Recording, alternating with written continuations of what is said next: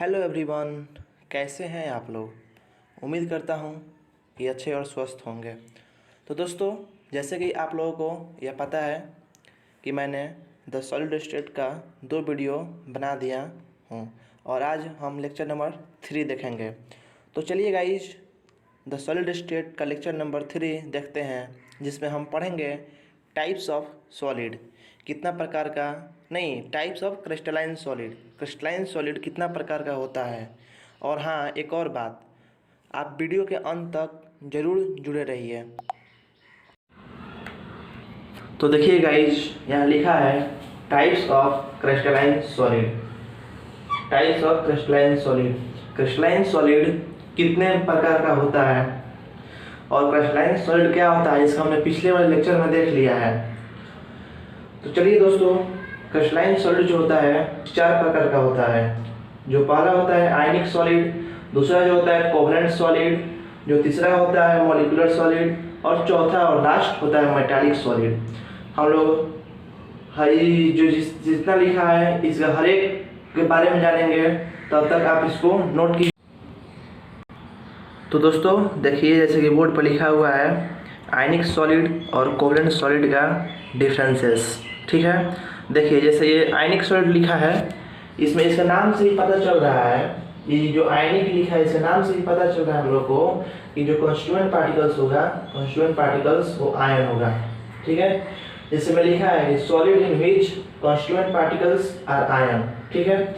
नाम से ही पता चल रहा है कि आयनिक है तो आयन होगा ही, एनायन कैटायन तो होगा ही, ठीक है। पहला ये होगा इसका पॉइंट। दूसरा पॉइंट क्या कह रहा है, insulator, insulator in solid state, मतलब समझिए करंट कैसे फ्लो करता है, उसमें कैटायन या एनायन या आयन फ्लो करता है। और आप ही सोचिए, इसमें अगर एनायन और कैटायन फ्लो करेगा तो करंट आ जाएगा, और इसमें नहीं फ्लो करेगा तो नहीं करंट आएगा।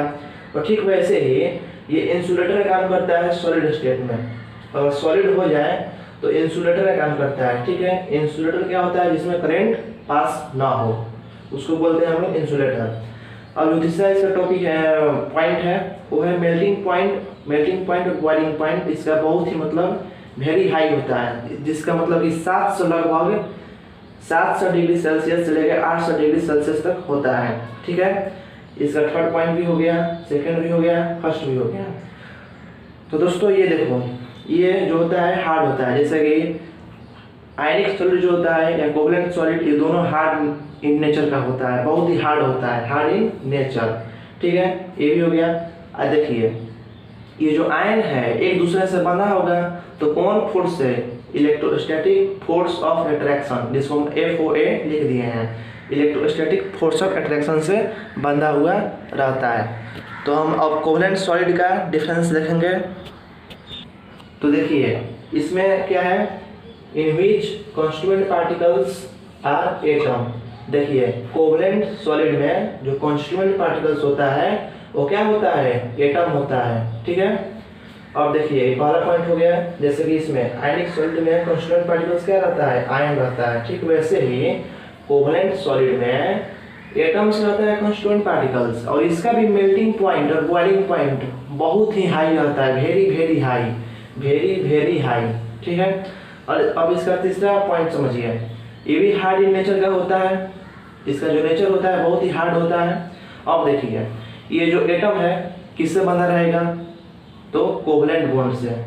देखिए, कोवलेंट सॉलिड में जो कॉन्स्टिट्यूएंट पार्टिकल्स होता है एटम, वो कोवलेंट बॉन्ड से बंधा हुआ रहता है, ठीक है।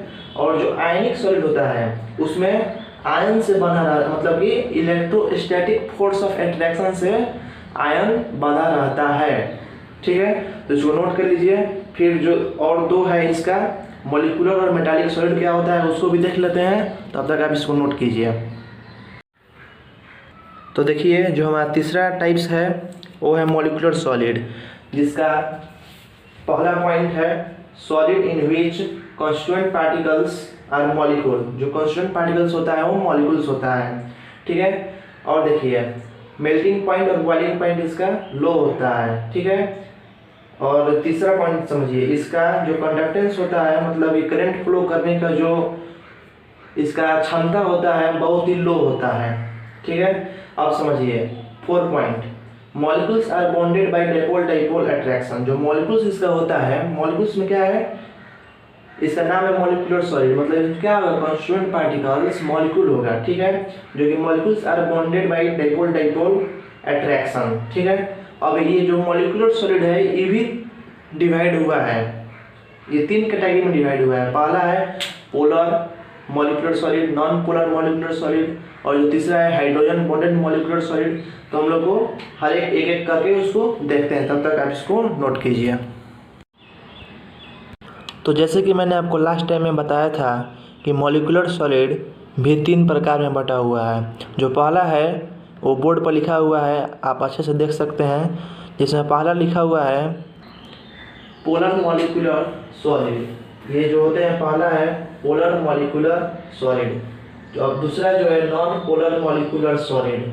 अब तीसरा जो है बहुत ही इम्पोर्टेंट है, जिसका नाम है हाइड्रोजन बॉन्डेड मॉलिक्यूलर सॉलिड, ठीक है।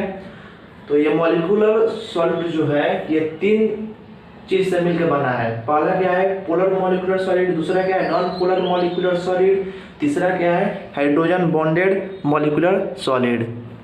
तो अब देखिए इनका बात आता है कि अब फोर्स, कौन फोर्स से ये बंधे होते हैं। तो आप जैसे देख सकते हैं बोर्ड पे कि जो पोलर मॉलिक्यूलर सॉलिड होता है डाइपोल डाइपोल इंटरेक्शन से बांधा हुआ होता है, ठीक है। ये polar molecular solid dipole dipole interaction से बांधा हुआ होता है। और ये जो नॉन पोलर मॉलिक्यूलर सॉलिड है ये लंदन फोर्स से बंधा हुआ होता है, या डिस्पर्सन फोर्स भी इसको बोलते हैं, ठीक है। और ठीक वैसे जो हाइड्रोजन बॉन्ड वाला है ये हाइड्रोजन बॉन्ड ही होगा, हाइड्रोजन बॉन्ड से ही बंधा हुआ रहता है हाइड्रोजन बॉन्डेड मॉलिक्यूलर सॉलिड। अब इसका दूसरा डिफरेंस देखिए, इसका पहला तो हो गया, इसका ही पहला हो गया, इसका ही पहला हो गया। अब इसका दूसरा देखिए, अब ये बात आता है इसकी सॉफ्टनेस और हार्डनेस पे कि ये मतलब कि क्या ये हार्ड होते हैं या सॉफ्ट होते हैं। तो देखिए ये जो पोलर मॉलिक्यूलर सॉलिड होता है ये सॉफ्ट होता है, और ये नॉन पोलर मॉलिक्यूलर सॉलिड भी सॉफ्ट होता है, ठीक है। बट यहाँ पे एक याद कीजिए कि हाइड्रोजन बॉन्डेड मॉलिक्यूलर सॉलिड जो होता है हार्ड होता है इन नेचर, ठीक है। अब देखिए अब इनका बात आता है कि करंट किस में फ्लो करेगा किस में फ्लो नहीं करेगा। तो देखिए जैसे कि यहाँ लिखा हुआ है कि इंसुलेटर होता है, ये करंट फ्लो नहीं करता है, ठीक है। ये एक सब इंसुलेटर होता है, ये भी इंसुलेटर, ये भी इंसुलेटर, ये भी इंसुलेटर, ठीक है। अब देखते हैं कुछ एग्जाम्पल, जैसे एग्जाम्पल इसमें लिखा है पोलर मॉलिक्यूलर सॉलिड में HCl NaCl। Non polar molecular solid में एग्जाम्पल है I2H2। Hydrogen bond molecular solid में है आइस। देखिए आपको हम बताते हैं कि कैसे पहचाने कि पोलर है, कैसे पहचाने कि नॉन पोलर है। तो देखिए जो पोलर होता है उसमें ये जो एटम होता है सेम नहीं होता है, डिफरेंस होता है। जैसे देखिए हाइड्रोजन एटम है और क्लोरीन है, जैसे यहाँ देखिए सोडियम है क्लोराइड है। तो देखिए सबसे आसान तरीका है पोलर मॉलिक्यूलर सॉलिड को पहचानने के लिए, उसमें डिफरेंट एटम होता है, ठीक है। और ठीक वैसे ही नॉन पोलर जो होता है मॉलिक्यूलर सॉलिड उसमें सेम एटम रहता है, ठीक है। जैसे देखिए I2 है, H2 है, जैसे Cl2 हो गया, ठीक वैसे ही नॉन पोलर मॉलिक्यूलर सॉलिड होता है, ठीक। वो आप नोट कीजिए। तब तक हम लोग का ये एक लास्ट बचा है जिसका नाम है मेटालिक सॉलिड, देखते हैं। तो देखिए जो हम लोग का लास्ट है वो है मेटालिक सॉलिड। तो देखो मेटल की एक खास बात होती है, वो क्या बात होती है कि they are good conductor of electricity. और वो क्यों होते हैं, क्योंकि मेटल के पास बहुत सारे फ्री इलेक्ट्रॉन होते हैं, ठीक है। तो देखते हैं इसका मतलब कि क्या क्या पॉइंट है और समझते हैं। अच्छा आप लोग को एक बात पता है, जैसे कि इलेक्ट्रॉन पे नेगेटिव चार्ज होता है, ठीक है। तो देखिए यहाँ पे लिखा है कि ये सी ऑफ इलेक्ट्रॉन होते हैं। ये मतलब कि क्या समझे इससे, मतलब इसका हुआ कि देखिए मान लीजिए कि ये जो इलेक्ट्रॉन जो यहाँ पे है, ये इलेक्ट्रॉन पहले यहाँ पे था, ठीक है, इसके बाद और ये ट्रांसफर यहाँ चला गया तो इलेक्ट्रॉन पे पॉजिटिव चार्ज आ जाता है, ठीक है। इलेक्ट्रॉन यहाँ चला गया, सब वैसे इलेक्ट्रॉन यहाँ पे है तो यहाँ पॉजिटिव चार्ज आ गया, यहाँ पे चला गया तो इलेक्ट्रॉन जो यहाँ पे है यहाँ पे चला गया तो इससे पॉजिटिव चार्ज आ गया, सब वैसे ही हुआ है। तो जो होता है मेटालिक सॉलिड, इसके पास बहुत सारा फ्री इलेक्ट्रॉन होता है, इसीलिए इसको बोलते हैं हम लोग सी ऑफ इलेक्ट्रॉन होते हैं, ठीक है। पहला पॉइंट समझ में आ गया। और दूसरा पॉइंट समझिए कि metallic solid are those in which metal kernel. देखिए मेटल कर्नल समझिए क्या होता है। जैसे यहाँ प्लस चार्ज आ गया ना, इलेक्ट्रॉन यहाँ चला गया तो ये अपना प्लस चार्ज छोड़ दिया, तो इसी को बोलते हैं हम लोग मेटल कर्नल। ये जो प्लस चार्ज है, ये प्लस चार्ज, ये इसको बोलते हैं हम लोग मेटल कर्नल। देखिए क्या होता है, cation forming by losing valence electron. देखिए क्या हुआ, जब इलेक्ट्रॉन अपना एक जगह से दूसरा जगह जाता है तो जो अपना जो पहला जगह है वहाँ पे अपना प्लस चार्ज छोड़ के चला जाता है, उसी को हम लोग बोलते हैं मेटल कर्नल्स। ठीक है, तो अब देखिए तीसरा पॉइंट क्या कह रहा है कि मेल्टिंग पॉइंट और boiling point are very high. जो मेल्टिंग पॉइंट और बॉइलिंग पॉइंट इसका होता है बहुत ही हाई होता है। और जैसे कि आप लोगों को पता होगा कि हमने बताया था कुछ सेकंड पहले कि मेटल एक बहुत ही मतलब गुड कंडक्टर ऑफ इलेक्ट्रिसिटी होता है।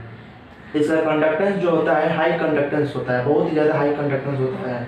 अब इसका बात आता है कि ये कैसा होता है, हार्ड होता है या सॉफ्ट होता है। तो ये जो होता है हार्ड इन नेचर, जो मेटल होता है metallic solid hard in nature होता है। ठीक है, तो आप इसको नोट कर लीजिए और क्लास को हम यहाँ पे एंड करते हैं। और हाँ, आप NCERT का एग्जाम्पल ज़रूर बनाइएगा, आपका हर एक एग्जाम्पल बनेगा अगर आप इस वीडियो को देख रहे हैं तो। अब जो हमारा नेक्स्ट टॉपिक होगा वो होगा crystal lattice and unit cell. Crystal lattice क्या होता है और यूनिट सेल क्या होता है, तब तक के लिए आप इसको अच्छे से पढ़िए। तो ये अब तक क्लास हम ख़त्म कर रहे हैं, आप लोग पढ़िएगा। ठीक है, थैंक यू बच्चों।